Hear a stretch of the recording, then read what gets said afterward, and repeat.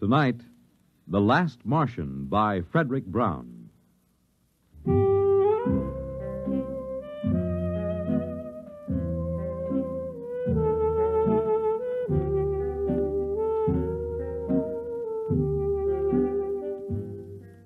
It was like any evening, but duller than most. I was back in the city room. I'd just covered a boring banquet, and the food had been so bad that I felt cheated, even though it cost me nothing. Now, just for laughs, and my job, I was writing a long, glowing account of it.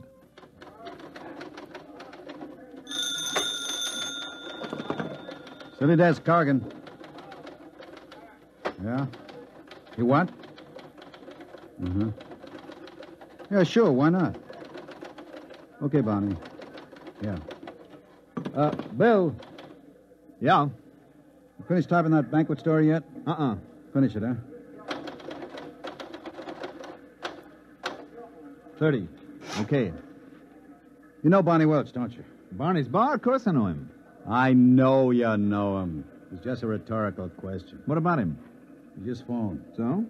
He's got a guy down there. Who? Claims to be from Mars. What, is he drunk or raving or both? Barney doesn't know, but he said there might be a gag story if you want to come over and talk to the guy. Drinks on the expense account? Yeah. You got a deal.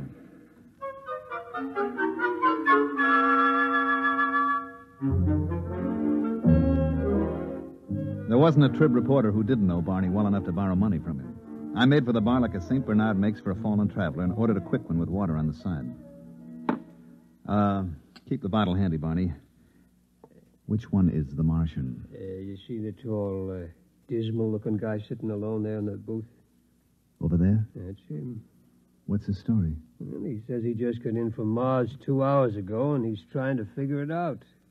He claims he's the last living Martian. Mm-hmm. Does he know I'm a reporter? But he'd talk to anybody who'll listen to him. What's his name? He says it's Yangan Dow. I'll talk to him. Now, listen, Bill. Yeah. Don't get him violent or anything, huh? I don't want no trouble in my place. Oh, now don't worry, Barney. Look, dish up 2 beers for us, and I'll take him over with me.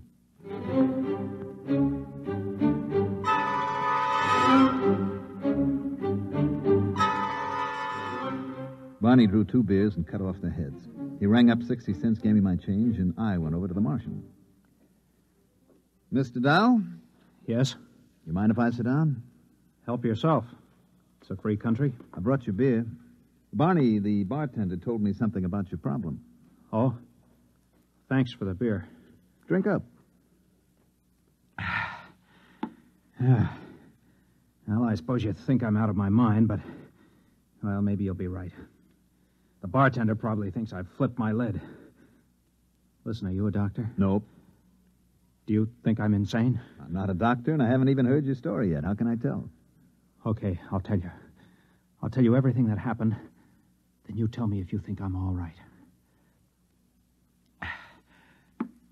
2 hours ago, I was on Mars. 2 hours? How did you get here? I don't know. That's the horrible thing. All I know is that the others were dead. All of them? How do you know? I saw them. I saw their bodies in the street. It was awful. Now, wait a minute. You mean you're the last one? The last Martian? Yes. Well, it's a little hard to believe. Listen, I was there. I was in this room in the city of Scar. I don't know why I was there, but I was. I was locked in. Then I got hungry, and there was nobody to bring me food. So I worked a stone out of the floor and started digging. It took 3 days. When I got out and reached the street, everyone was dead, lying in the open. What did you do? I took a Targan, an energy plane, and flew it to Xandar. Xandar is the biggest city, the capital. Every place, it was the same. Hundreds of thousands of bodies lying in the fields, the streets, as if everyone had died at the exact same instant. At Xandar, in the stadium. I'm listening. In the stadium, there were 100,000 of them. As if they'd come there specially to die together.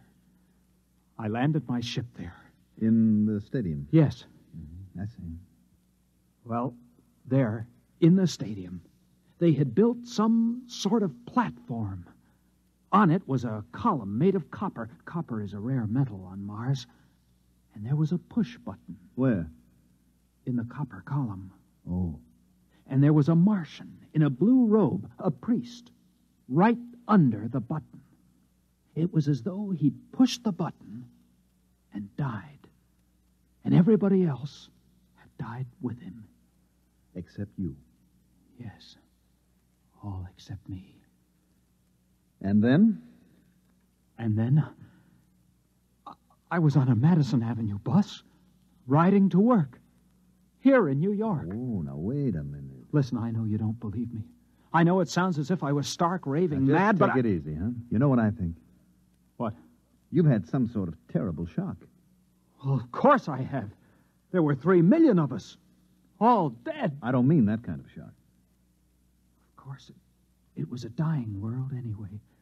We didn't have more than 2 generations left. It was the krill. What was the krill? The disease. It reduced us to 1/30th of our population in 2 centuries. These 3 million, and they died of the krill? No. The krill kills slowly.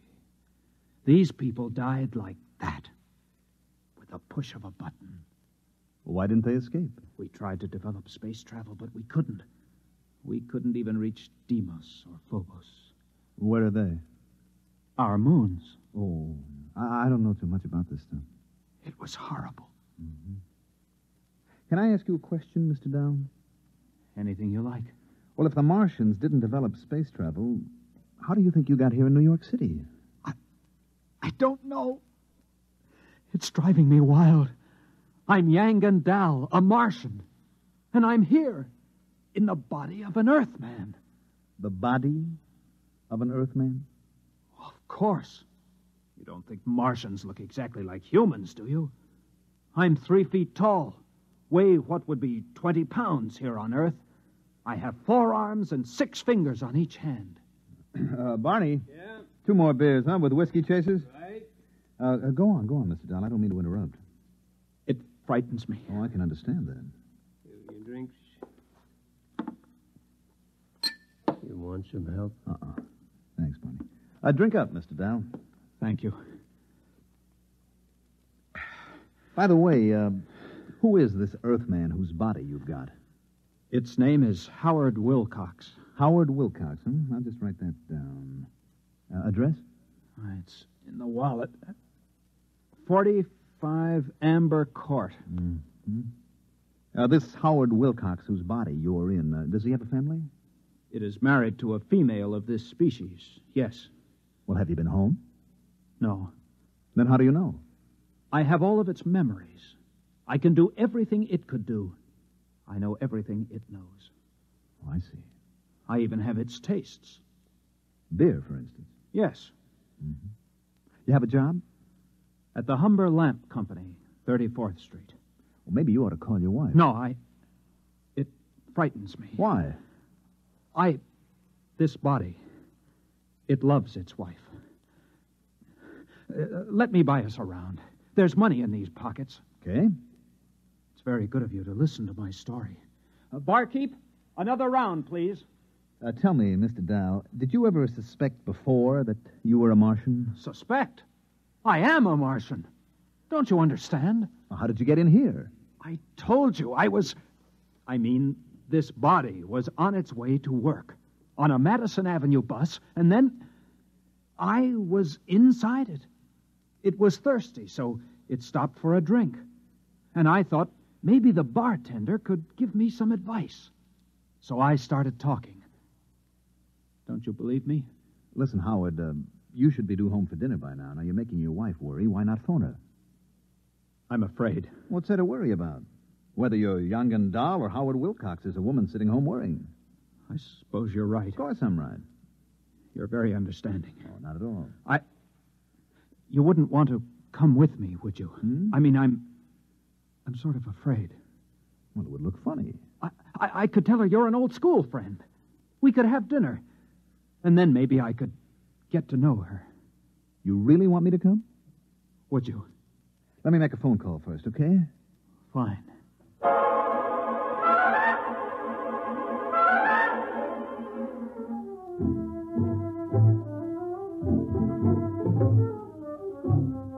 I rang up the Tribune and got Cargan at the city desk.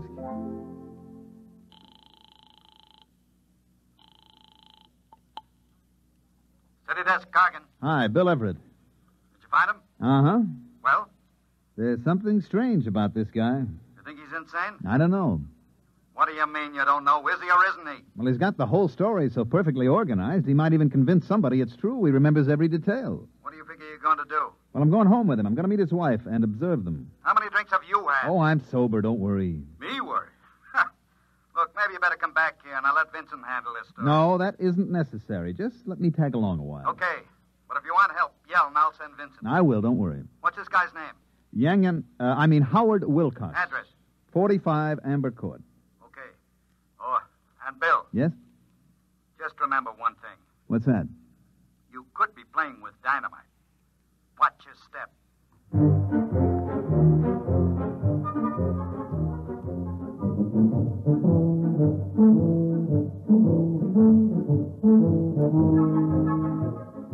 Number 45 Amber Court was an apartment down in the village. We were met at the door by a pretty woman in dungarees with her black hair and a ponytail with a red ribbon.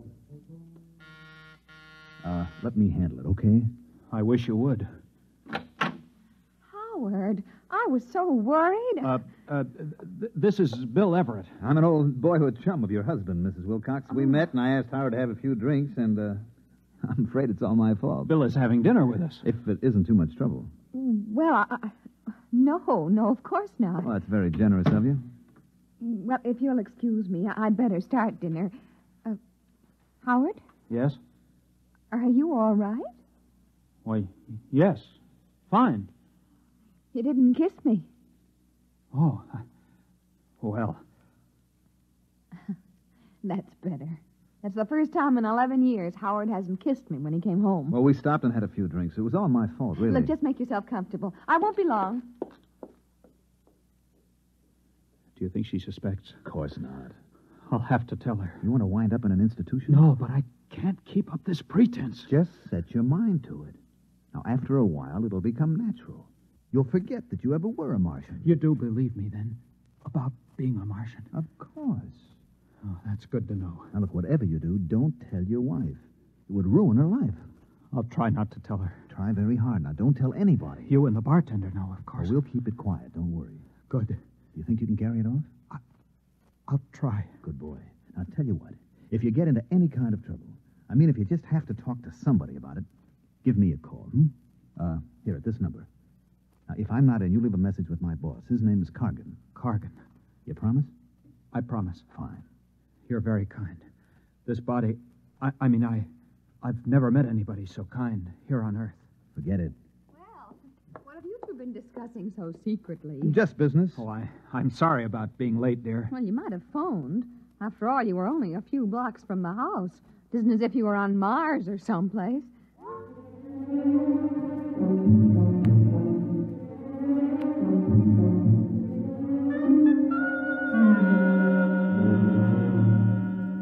Dinner went pretty well, and Elaine Wilcox turned out to be an expert at shish kebab, which is one of my favorites. After dinner, I still had a couple of hours to put in at the paper, so I went back. Cargan came over to me right away. Well, Well, is he or isn't he? he's a Martian, all right. No question about that. You're very funny. I have my moments. Would you mind telling me exactly where you've been for 3 hours and what you've been doing? I talked to Yangan Dao. That's his Martian name. Then we had dinner at his home. Very nice. Shish kebab. What about the story? Oh, yeah, the story. Well, it seems that he was locked in a room in the city of Scar. And he got out and saw all the dead bodies of the entire Martian population. Then he flew to the Capitol and saw a button that a priest had pressed, and the next thing he knew, he was inside an Earthman named Howard Wilcox riding a Madison Avenue bus. Want me to write it up? Is that all you've got to tell me? That's all. Listen, this guy's going to be perfectly all right as soon as he gets used to the idea that he's Howard Wilcox. He is, I suppose you're a qualified psychiatrist? Well, I'm qualified to judge this.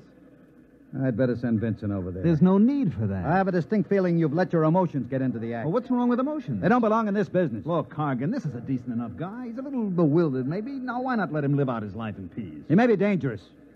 Don't you trust my judgment? We can't afford to pass up anything important. Oh, you're exaggerating. Maybe. Vincent. Yes, Mr. Cargan. I want you to do a follow-up on a story that Bill here started. A man named Howard Wilcox who thinks he's a Martian. Oh? Bill has the address. Now, if anything happens to this guy, there are liable to be questions and accusations. Vincent can handle that end of it. You want the full treatment on this story, Mr. Cargan? If you think the man is a menace, give him the full treatment. Okay, Mr. Cargan.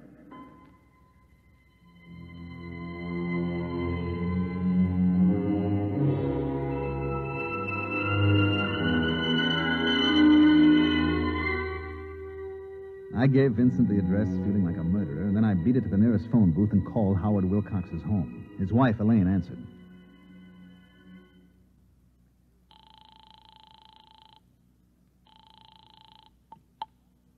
Yes? Well, Mrs. Wilcox, this is Bill Everett again.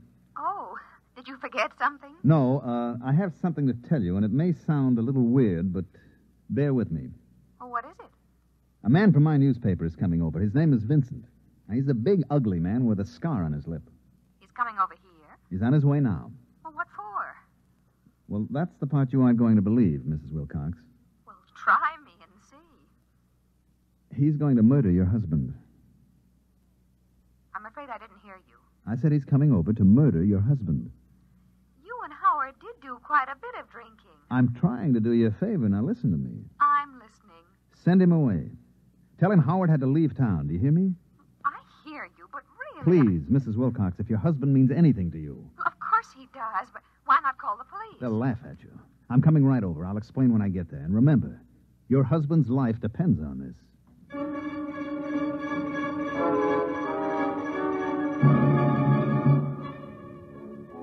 I didn't know whether I'd convinced her or not. It all sounded so terribly melodramatic. Anyway, I hopped into a cab and told him to use a heavy foot on the gas pedal, and about 15 minutes later, I arrived at 45 Amber Court. Oh, it's you. Was Vincent here? There was a man here from the Tribune, yes. Did you do as I told you? Well, I got Howard out of the house. I sent him out for some mozzarella cheese and gave him a couple of places that don't carry it. What'd Vincent say? I told him Howard wouldn't be back in town till tomorrow. He said he'd be back. Did he say what he wanted? Just that he had some good news for my husband. Some good news. May I come in? I wish you would. I want to know what this is all about. Sit down. Mm-hmm. Now, would you mind explaining? You won't believe me. You keep saying that. Okay, Mrs. Wilcox. Your husband, Howard, is a Martian. A Martian? That's right. I see. And when did you discover this about my husband? This morning. Would you mind telling me just when he arrived? From Mars, that is. This morning. You don't say. Told you wouldn't believe me. Oh, I haven't said that yet. You're sure Howard is a Martian? Yep. He claims to be the last Martian. Look, see if I can make it clear. There was a plague sweeping Mars. Now, they devised a means of transporting their intellects through space to Earth. Their dead bodies remained behind. Now, Howard, your husband, was confined in an institution, so he didn't get to go with the other Martian souls. He dug his way out and went to the capital city where the energy machine was located. Mm-hmm. I guess there was enough left to send his intelligence down here, where it landed in the body of one Howard Wilcox. How did you find this out? He told me. Mr. Everett, if you don't mind, I'm rather tired. First you tell me someone's going to murder Howard, then you tell me he's the man from Mars. Now, I'd like to get some rest, if you don't mind. I'm trying to convince you your husband is in danger. If Howard is a Martian, just why does your Mr. Vincent want to kill him? Because Mr. Vincent is a Martian, too. Uh-huh. I suppose the editor of the Tribune is also a Martian? No, not the editor, just the editor of the city desk. And you, Mr. Everett, are you a Martian, too? Matter of fact, yes. Good night. Just won't see it, will you? Good night, Mr. Everett. Okay, I tried my best. Martians, indeed.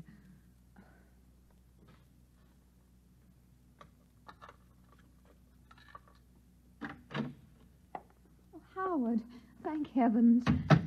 couldn't get the mozzarella. It doesn't matter. Tell me, Howard, are you a Martian? What?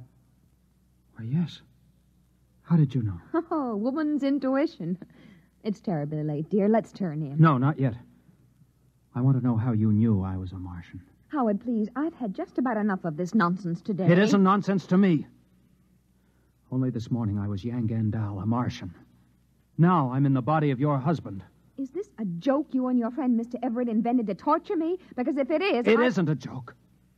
It's the truth. Howard, I just can't stand much more of this. I'm beginning to wonder if it's me. Who could that be at this hour? I'll answer it.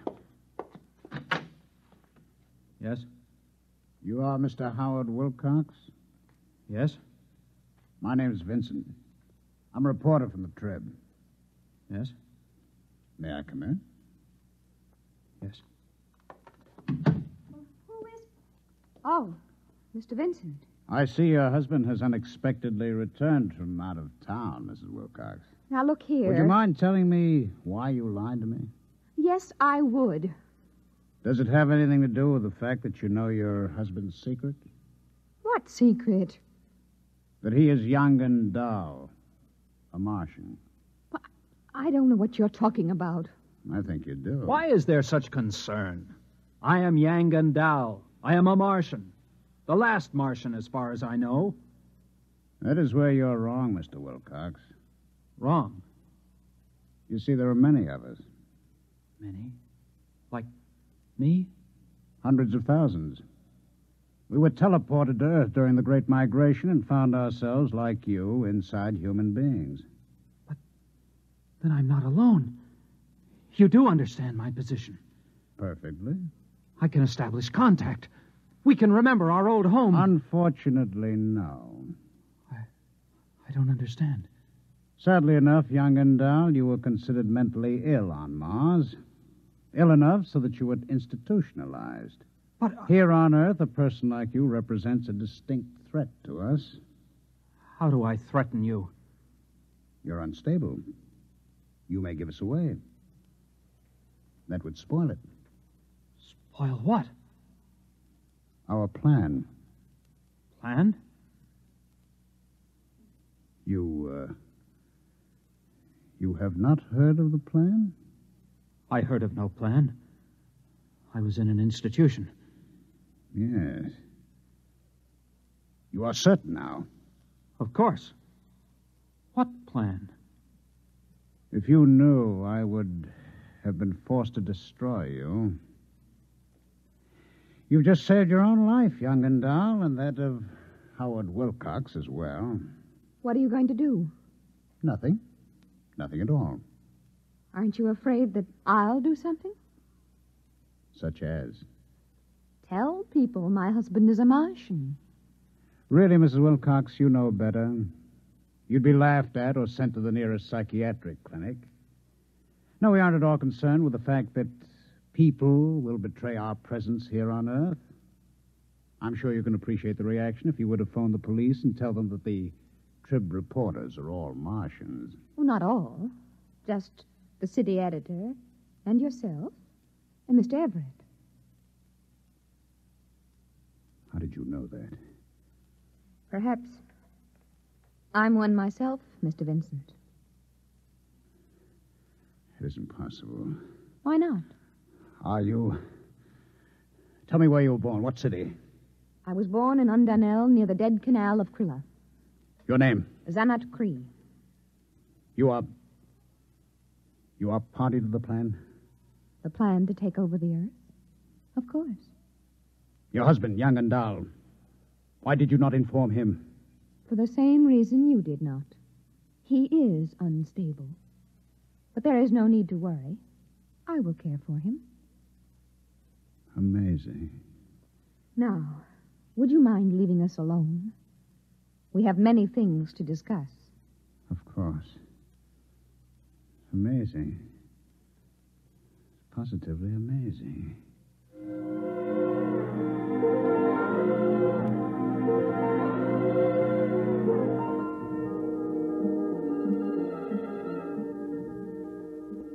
I was standing in Barney's bar having a double scotch on the rocks when Vincent came in, looking like a man who spent the last 3 hours in a KitchenAid mixer with the dial on Fluffy. He came over and ordered without so much as a look at me. Here it is, Mr. Vincent. Thanks. You okay? Sure. By the way, did you fellas take care of that crackpot who was in here this afternoon, the one who thought he was a Martian? Sure. Just a drunk, huh? Yeah, that's right. Wouldn't you say so, Bill? Oh, definitely. Well, here's to you, Barney. Sometimes you can't tell the Martians from the Earthmen.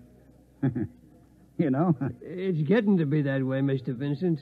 Right, Bill? That's right, Barney. Integration. That's what it is.